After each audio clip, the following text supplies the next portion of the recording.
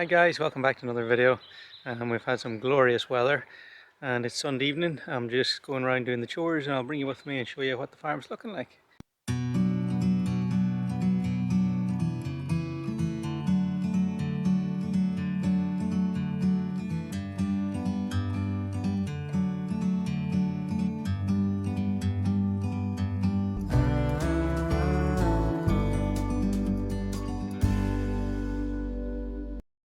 So today is the last day of unlimited feed for these guys. I had the hatches open, I'll close them down now. Doing pretty well in the brooder. Had a little bit of mortality early on with this batch. I think I lost, was it like 1.5%? That's to be expected. Hopefully from here on out it's plain sailing. So I'm just going to go around, take out all the waters, change the water and fill up the feeders, and then they move on to their feed plan tomorrow. Everybody's coming out to say hello. Hi guys. Hey. Let's get you started. Okay, I'm going to check the egg mobiles, collect the eggs, and I also got nuts to feed the pigs. So one egg mobile is here, the other one is way out the back there, and the pigs are off over there, and I just see Neve's helping me here. She's taking the goats in and she's milking Nelly. I'll see what they're doing. We let the goats out during the day and then put them in the tunnel at night. And milking. And there's two baby goats. Hi guys.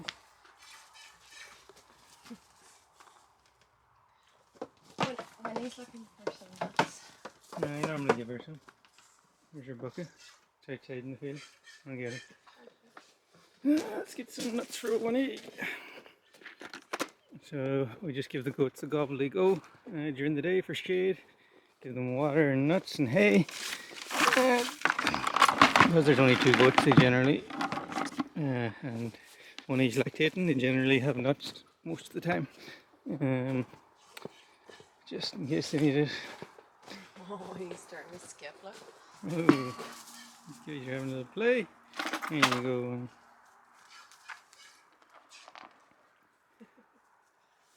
Okay, to the egg mobiles. And as you can see, they start off with small eggs because they're just getting the hang of it, aren't you, girls? And you'll get it slowly and figure it all out. I believe in you. Happy out, just chilling in the evening sun. And it doesn't take them too long to get up to size. You can see they're quite small. But you have to start somewhere, isn't that right? It's easier to start small and work your way up. This is some of our honeyberry, and they're really taking off and vibrant, full of life. And we've got gooseberry here, and they're doing good. They've got a couple of light frosts, but I think they're doing good. And here's one of our apple trees. This is a 2-year-old. He's just starting to put on some flowers, and I can't get my zoom to work right, but tree lanes are just coming into life, and all the bushes we planted seem to be doing very well.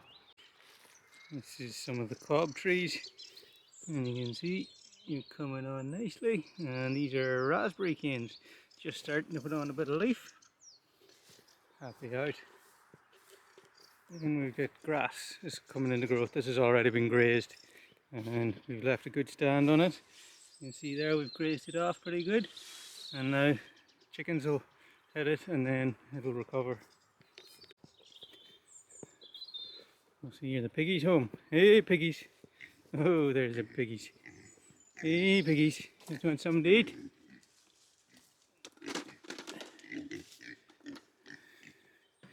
Hello piggies. Are you hungry? Hello piggy. Hello piggy. Hello piggy. Say hi. Say hi. Come on, let's get you something to eat. Just use a normal plastic feeding trough. And give them a couple of eggs in there as a little treat.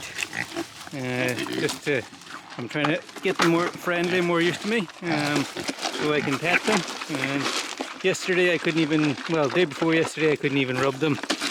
But now they let me rub them. I want them to be friendly. This one's a little skittish still. It's okay, pet. It's okay. It's only me. But I like to, because pigs get big and strong, I like to be able to handle them.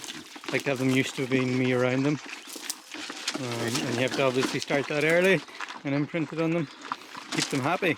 And there's a nice biggie. Look at their lovely spinny tails. If you want to make their tail go flat, you just rub your hand down their back.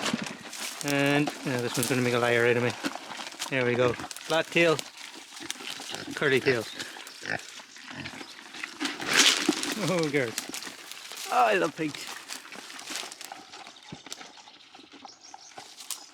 Here, piggy. And they actually haven't been using the cubes or the pigaloos yet. And they haven't touched them, which has surprised me, because they found a much nicer home up here in the trees. I imagine when it starts to rain, they'll take me up on my accommodation offer, but they actually just sleep in here. You can see they've made a bed in there and they sleep in between the trees. These pigs are living life.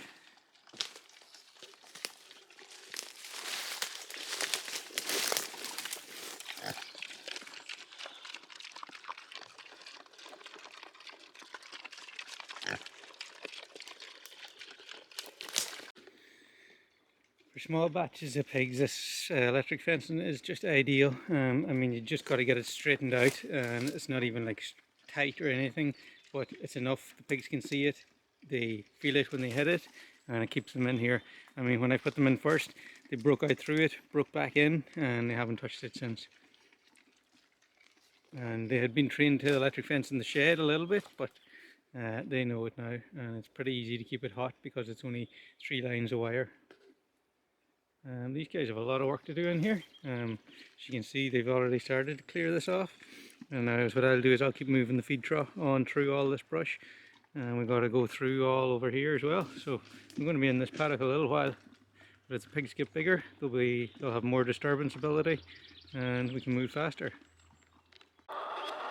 These guys are moving in the morning. We're moving on further down the lane here. And I can just see, you can't see it now with the chickens under there, but I do see one egg under the eggmobile. It takes the birds a little bit of time to figure out that they've got to lay in the nest boxes, but I mean, like, it's 1 or 2 eggs, and after a little bit they know exactly what to do. It's great having chickens out in pasture again. I love hens. Compared to ducks, the ducks are so skittish and they have such a flocking nature. Hens are so inquisitive. They like to come up and give you their opinion on anything you're working on. Don't just, yeah, it's okay. You don't have to be scared. And this is what makes the whole thing work. Quality grass. Yee birdies.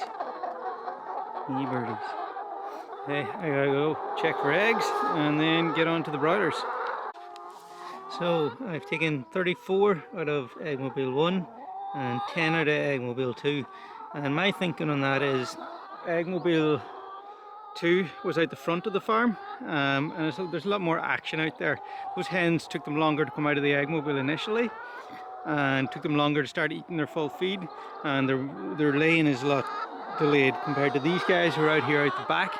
Very quiet out here, there's not much to annoy them. So my thinking is, my observation is, that because it's quieter and there's less scare in these birds when they come to the farm first, what I should do next year is have both my eggmobiles out here where it's nice and quiet for the first period until the birds get adapted.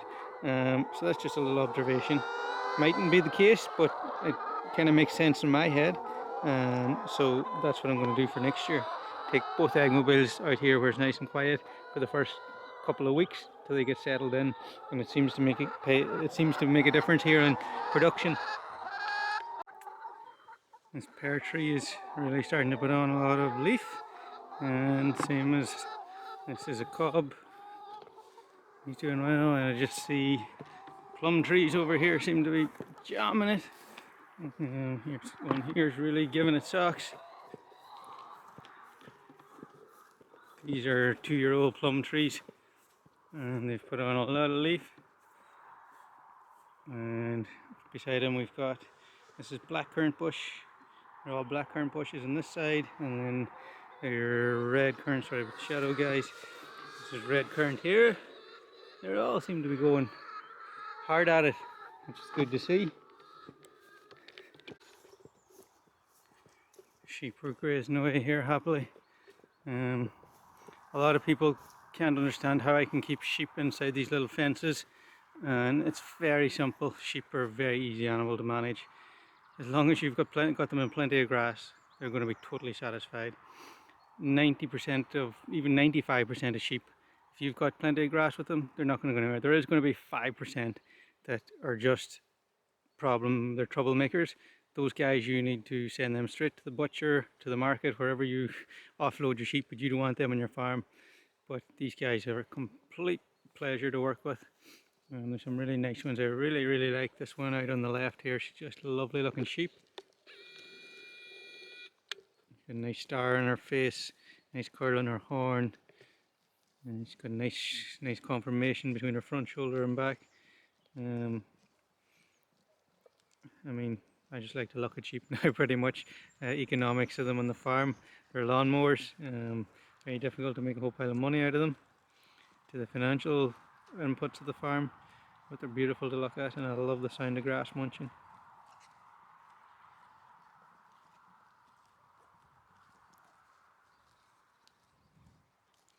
It'll soon be time to shear these. It's the end of April probably, depending on what the weather's doing, but sometime into May, maybe the middle to the end of May, we'll shear them and get them pushed on for the summer. Keep them on good grass and grow them into nice big sheep. These are all females and they'll go on to be breeding females. I probably won't keep them, but they'll be good breeding stock for someone. And beside the sheep we've got these are our Joshua berries, and they're coming on good. And on this side we've got some white currant. Here we go, there we go. So we've got some white currant here. Looks like the frost got a little bit of damage on it. This is a nut tree, I think it's Webb's.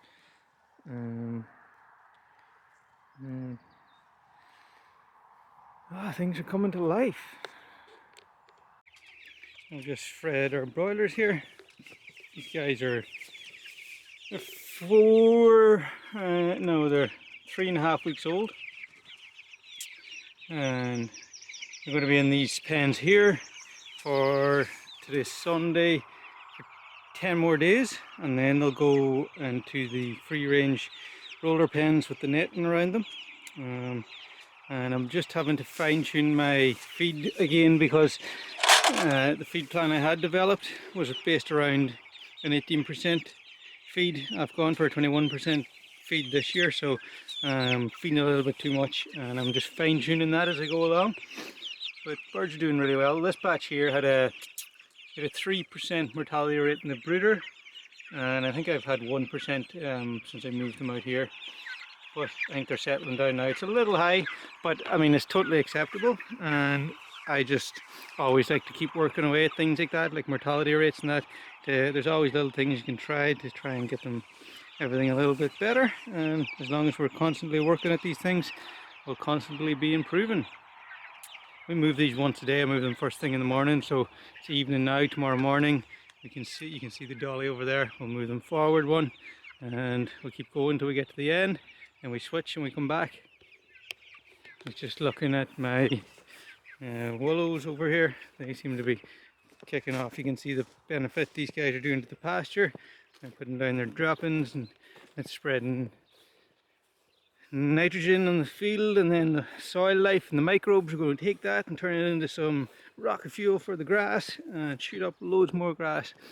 See, these willows here are really kicking their flower, and we see, look at the beautiful flower there. That's some grape pollen for the bees. Don't know if you can see on my hand. Come on, there's loads of pollen on there. If you had hay fever, this wouldn't be the best place to be right now. Alders are jamming it. Love the shape of the alder leaf, beautiful. And these are some spruces. These are actually the replacements we planted in this year, and they're doing really good.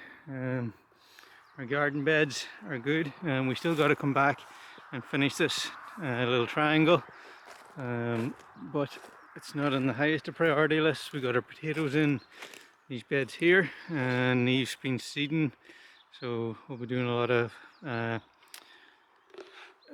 We'll be doing a lot of planting out now between transplants and direct seeding. We'll fill up all these beds and then we'll hopefully get this here tidied up, put in some, cover this with wood chip, some beds, make it all look nice. I just like things looking neat and tidy. And we've got more willow on this side of the road as well, and alder, and then we've got this Silka spruce, and this guy here, I was going to say he's a Normandy spruce, but he looks more to me like a Scots pine, or not a Scots pine, sorry, a Douglas fir, because if I look down here, where do we have them? Yeah, that's a Normandy spruce there. By my reckoning, I just know by the new growth, there's a lovely, very even shape. This willow here is starting to, I mean, I can't even reach, this guy's gone. When I put these in, these weren't even as tall as me, and they're hitting the sky. The blackthorn, it's difficult to see with the light, but it's in full flower, and the bees are working on that. And I love these windbreaks, they're really nice habitats. Okay, so last thing I got to do now is close up the broiler pens and go feed the ducks.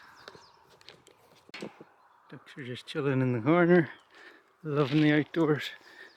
And I get the fence turned off. And here we go. Always wait for the last click, because the fence sends out, after you turn it off, it sends out one more shock. And if you catch the fence too quick, you'll get it. These guys are happy out.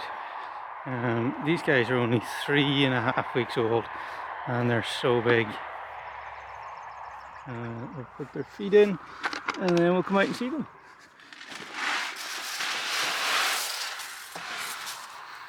Okay, so they put themselves in here at night. Now I come along and close the door just to keep them safe, but hey guys.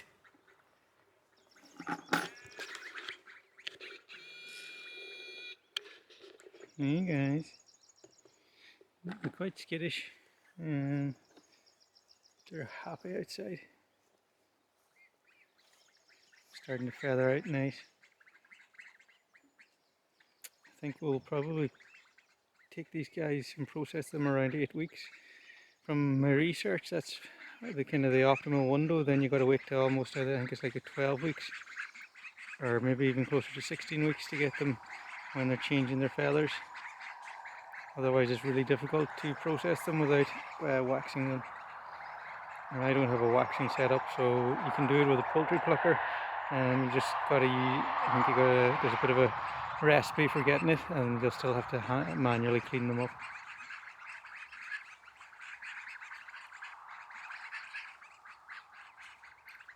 The ducks are really cool. I've got them out the front of the farm here, and all the neighbours come and see them, and they're a nice attraction for the farm. That's it for me for this video, folks. Had a pretty nice Sunday off. I've been taking it easier this last week and a half. You haven't seen as many videos from me. I was reaching a bit of burnout, so I had to take it a wee bit easier. There was a few days there where I just really took it easy in the farm.